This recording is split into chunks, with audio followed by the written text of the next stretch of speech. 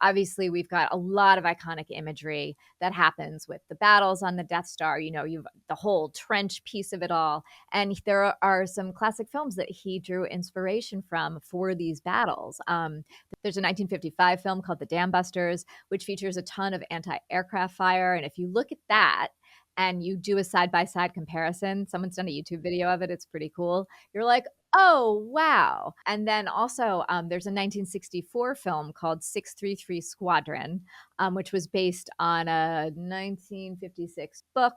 And then RAF Mosquito pilots take on a German rocket fuel plant in Norway, which is heavily defended by anti-aircraft fire. But there's a twist. They have to navigate a high-walled fjord at high speed, braving storms of gunfire. While think Wow. about Luke's going through the That's trench. right. Right. Yeah. So does this mean that George Lucas was like was he doing this for just hobby, reading and watching all this sci-fi? Like, how did it come in? Is he like, I want to do this movie? Let me read some stuff to get inspiration. Or he's like, man, now that I've read and watched all this cool stuff, I am inspired.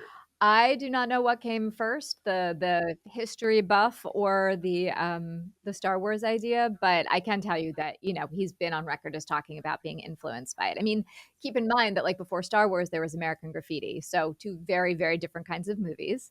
And also that this was like Star Wars was a big risk. A lot of studios, said, we don't know what this is. We don't know what this whole thing is.